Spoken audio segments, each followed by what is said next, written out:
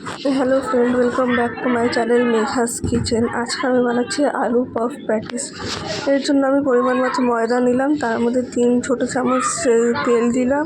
তেল দিয়ে সেটাকে ভালোভাবে মিক্স করলাম। তার মধ্যে একটু লবণও দিয়ে দিয়েছিলাম, ভালো মতো মিক্স করলাম। তার মধ্যে হালকা উষ্ণ জল দিয়ে সেটাকে ভালো মতো মেখে নিয়েছি।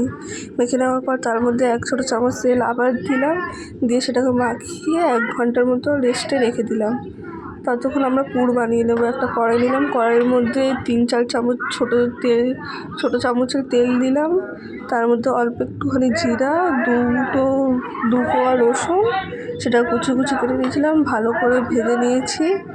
ভাজার পর তার মধ্যে ছোটো একটা পেঁয়াজ কুচি দিয়েছি, সেটাকে ভালো মতো কুচিয়ে নিয়েছি, সেটাকে ভালো মতো ফ্রাই করেছি। তার মধ্যে 2টো কাঁচা লঙ্কা দিয়ে দিলাম, আপনারা যে যেমন ঝাল খান সেরকমই কাঁচা লঙ্কা দেবেন। তার মধ্যে জিরে গুঁড়ো, ধনে গুঁড়ো, হলুদ গুঁড়ো, লঙ্কার গুঁড়ো আর 1 চামচ মতো জল দিয়ে সেটাকে ভালোভাবে মিক্স করে নেবেন। ভালো মতো মিক্স করে নেওয়ার পর আমি তার মধ্যে হালকা একটু জল দিয়ে দিয়েছি, আবার জল দিয়ে আবার ভালো মতো মিক্স করেছি। তার মধ্যে দিয়ে দিয়েছি বয়েলড আলু, আমি আগে থেকে বয়েলড করে রেখেছিলাম, সেই আলু দিয়ে দিলাম। সেটাকে ভালো মতো ম্যাশ করে নিচ্ছি কড়াইয়ের মধ্যে। আপনারা চাইলে এমনি ম্যাশ করে তারপরেও দিতে পারেন। এবার ম্যাশ করলে কি খেতে ভালো লাগবে। আমাদের বাড়ির পাশে মাঠ আছে, সেই জন্য এত আপনারা আওয়াজ শুনতে পাচ্ছেন। ওখানে বাচ্চারা খেলাধুলো করছে। তার মধ্যে আমি একটা বাটিতে 2 চামচ মতো ময়দা আর জল দিয়ে গুলিয়ে নিলাম, ওই যে প্যাটিস বানাবো সেটাকে আটকানোর জন্য।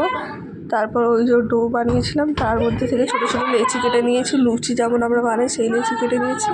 তার মধ্যে সেটাকে পাতলা করে বেলে আলুর ওই পুরটা দিলাম, পুরটা দিয়ে চারিপাশ দিয়ে মুড়ে দিতে হবে। আর মাঝে মাঝে ওই যে ময়দাটা গুলিয়ে রেখেছিলাম সেটাও দিয়ে দিতে হবে।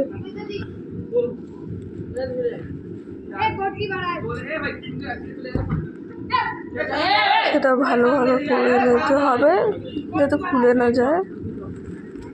তারপর কড়াইয়ের মধ্যে তেল নিয়ে সেটা ডিপ ফ্রাই করে দিতে হবে।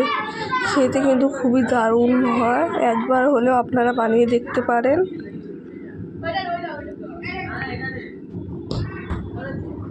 আমি প্যাটিসের মতো করে নিয়েছি, করে নিয়ে সেটাকে ভালো মতো তেলে ফ্রাই করে নিয়েছি। এটা আপনাদের বাড়িতে যদি কোনো গেস্ট আসে তাকে তাড়াতাড়ি এটা বানিয়ে দিতে পারবেন। আমি তেলের মধ্যে ডিপ ফ্রাই করে ভেজে নিয়েছি। আপনারা চাইলে এটাকে স্যালো ফ্রাইও করতে পারেন, কিন্তু আমি তো বলবো ডিপ ফ্রাই করে খেলেই ভালো লাগবে। ভাজার পর এটা আমি সার্ভ করে দিয়েছি টমেটো সসের সাথে। আপনারা চাইলে ধনেপাতার চাটনি দিয়েও সার্ভ করতে পারেন, কিন্তু আমি টমেটো সস দিয়ে সার্ভ করেছি। খেতে খুবই দারুণ হয়েছিল। আপনারা একবার বানিয়ে দেখবেন। ভিডিও ভালো লাগলে লাইক করে দেবেন।